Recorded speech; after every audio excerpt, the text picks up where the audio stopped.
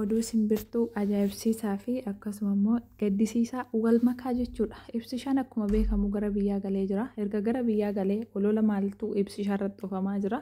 Dhugaa rabbi gizee takka takka jechuudha. Osoo mayyuu gabbaanii Oromoo kanaan wal baruu baatanii baay'ee takka bareedduudha. Maaliif yoo namni siyaasaan ala ta'es jecha olola namaaf hin dhaban. Yoo namni nama siyaasaa ta'es gaafa namni galus gaafa namni waan tokko godhus waama namarratti oofa jechuudha Oromoon keenya.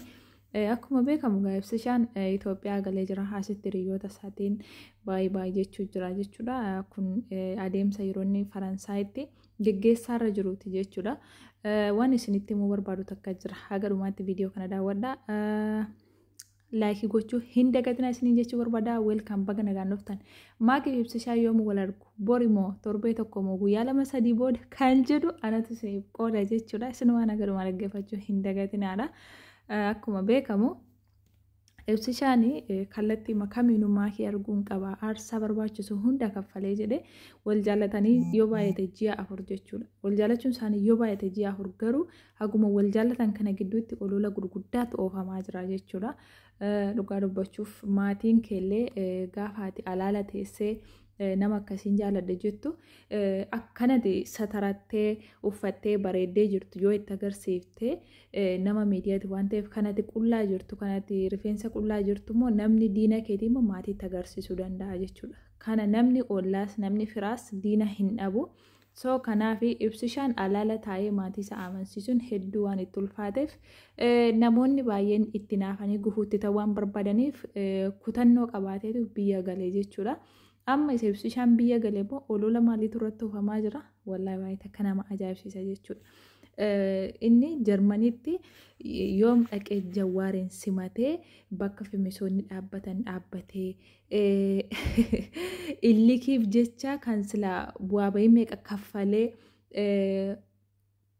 Liibiyaa keessa ba'ee baara meeqa ce'ee kan silaa Faransaayii ta'ee waraqaa Ameerikaa eeggatu jiru.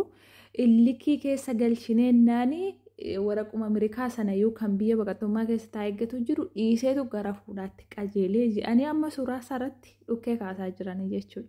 Wallaahi Oromoon keenya beekaatti baay'atu wallaalatti baay'atu yeroo hundumaa waan hamilee si cabsu barbaada jechuudha. Duraan yeroo mucaan kun asirratti wajjin qoosu hin fuudhuu itti taphataa jedhan gaafa inni immoo aarsa barbaachisu kaffalee galumoo arramu waan hamilee isaa cabsu dubbatu jechuudha. Akkuma beekamu waan isiniin jechuu barbaadu kana namni jecha namaaf hin dhabu.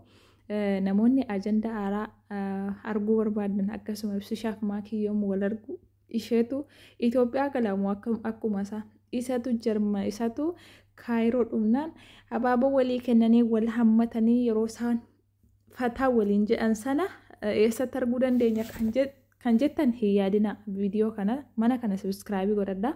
Anatu informationii hunda isiniif fida jechuudha. Habiibooche maaliif diinonni isaanis baay'eedha. Kanumti gammachuu isaanii kanayyuu dhuguma ta'a dhuguma jedhee kan eegaa jiru yoo dhugaa baay'eedha jechuudha. Kan kufaate isaanii eegaarus baay'eedha. Garuu walumaa galatti habiibooche jireenya namaa hin hamminaa'ina hin hinaafina ofuma garaachi nama gubata. Kun jireenya nama dhuunfaati. Warra rabbi namaa qoodee jiraata namni hunduu yoo danda'ame maashaallah jechuu wayyaa. Kanuma kan biraan immoo waan na dhibee keessaa jechuudha. Amma erga ibsishaan biyya galuuf ka'ee jechuudha. Nama ajaa'iba wallaahi ilma namaa jechuun musiibaa guddoodha bare. Kan duraan hin maakin waggaa 4 dura hiccitii isheen dhiiraa wajjin dabarsite bakka bishaanii dhattee uffata xixiqqoo uffattee suuraa kaate kana jechuudha. Amma maal godhu? Akka ibsishaan Itoophiyaa galaa jiru beekanii akka inni aarsaa barbaachisu kaffalaa jiru beekanii maal godhanii suuraa maakii kana gadi baasanii jechuudha. Kan isheen akkas uffata xiqqoo tokko uffattee handhuurri ishee garaan ishee mul'ata akkasuma surree gabaabduu wayii uffattee jirti. Kun yaa bakka bishaaniitti nama hundatu uffata. Isheenis kan jette bakka bishaaniitti uffattee bishaan daakee jettee jirti. Garuu bishaan adaattiyyuu malee bakka namni suuraa ishee kaasuu danda'u bakka namni itti viidiyoo ishee waraabuu danda'utti kana gochuun ishee gaarii hin turre.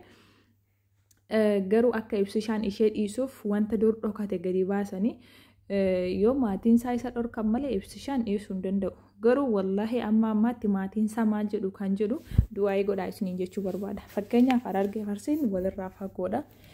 Maatiin ofii immoo gaafa namni fageenyarraa fuudhuu barbaadu fageenyatti heerumuu barbaadu kunuunsiyyuu intala baluu kan kabajaa qabdu intala warra abbaa qabeenyaa kaadabaan guddatte minaamin nama akkasii kana osoo heerumuu barbaaddellee ilmaa baluu kan akkasii osoo nama tasii dhibnaane asitti heerumti minaamin waan akkasii jira yaa ammas maatii ibsishaa rabbiin akka inni jedhe haa taasisuuf jechuun barbaada. Yoo maatiin isaa dhorkanii ibsishaan tarii yaada isaa jijjiiruu danda'a. Ilma namaati. Ilmi namaa wanti hin jijjiiramneef hin jiru jechuudha. Rabbi tokkicha kana hin jijjiiramne. Asumaanuu rabbiin akka yaada muraada isaa godhu isiniin jechuu barbaada. Kan biraan immoo habiiboocha keessuma shamarran jechuudha. Gaafa jireenya laayivii takka jiraattanii har'a bultiin qabu jettanii akka barbaadan suuraan taane jechoota taane adaraa miidiyaa irratti hin fayyadamina. Nama dhuunfaa biratti illee hin fayyadamina. Namni bara si'anaa nama waraabaa amilee namaa cabsuuf qophiidha jechuudha. Fakkeenyaaf viidiyoo suuraa maakiin amma akkasitti xiqqoo isheen tala musliimaati garuu isheen uffata gaggabaabaa kana uffattee kaatee akkasuma immoo haaluma kanaan bishaan daakeen jira minaamin isa isheen jettu yoo kan amma dhiiraa jinfaa daattu taatee ganaa viidiyoon kun faa kan gadi ba'u ta'ee gaaromina hin qabu jechuudha. Suuraamti isheen amma akkasitti namni jalaa baasee kun hiccitii dhuunfaa ture garuu namni jalaa baasee jira. Suuraa akkasii qabdu taanaan bultii keessan keessatti konfidensii yookiin ofitti amanamummaa hin qabdanii jechuudha. Yeroo hundaa lafa laalaa ceephamaa jiraattu jechuudha. Ati ishee akkasii turte. Namni wallahi laazim hedduu takka maatiimti abbaa manaa keetiillee yookaan si'i rifeensa qullaa akkas deemu si arganii intala kabajaa hin qabne siin jedhu. Osomatti kabajaa qabdu jechuudha. Shamarran keenyaaf waan dhaamu barbaadu har'a bakka xiqqoo wayii jirtu yoo ta'e boruu guddachuu dandeessu boruu mul'achuu dandeessu yoo miidiyaatti mul'achuu baattan illee haadha ilma gaarii ta'uu dandeessu. Haadha ilmi gaariin irraa dhalatee boruu ilmi ishee sun hafiiza ta'uu doktera ta'uu hojii guddoo hojjetee nama biraatti mul'atu ta'uu dandeessu. Wanti isin har'as jechaan taane gadi dubbattanii akkasuma suuraan taane miidiyaa irratti isin jalaa ba'u kuni boruu ilmaan keessanis saalfachiise isinis saalfachiisa jechuudha. Warroonni wanta suuraan taane bakkeetii qaban viidiyoon taane bakkeetii qabani wallahi yoo abbaan manaan isaanii kan bilbila fayyadamu ta'e hin jaallatani jechuudha. Inni sukkaaraa'u bakka maaliif tarii waan suuraa kiyya sana argaa laata suuraan akkan taanetti jiru viidiyoon akkan taanetti jiru sana argaa jedhe namni dhiphata jechuudha. Kanuman siniidhaan barbaade. Ibsishaaf maakiyyoon kun argu kan jedhu ituma nanaasaa jedhu viidiyoon dheerate yaa rabbi Allah marsaa lama faratti isinii qabadee dhufa kalaas. Homaan dhiphatinaadha. Chaanaalee kana sabiskiraayib gochuun daawwadhaa isiniin jechuu barbaada. Ani wallaa yeroon viidiyoo nama irratti sagalee kiyya dubbadhu xiqqoo jecha 2-3 illee taatu jecha 5-6 jaallee taatu waan nama fayyadu dubbachuu barbaada.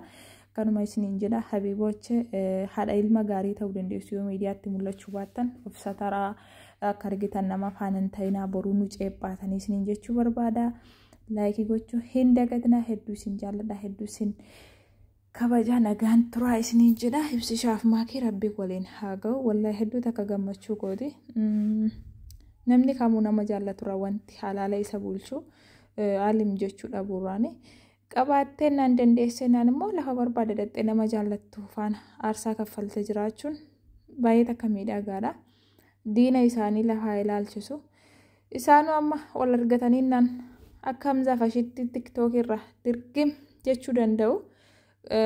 Ol fudhatanii rugaa maal gona ol fudhatanii baduun isaanii waan hin oolle garuu baduu isaaniis hin feenu asirratti nu bu'aarsu nu taphachiisu. Yeroo gaarii qabaadhaa.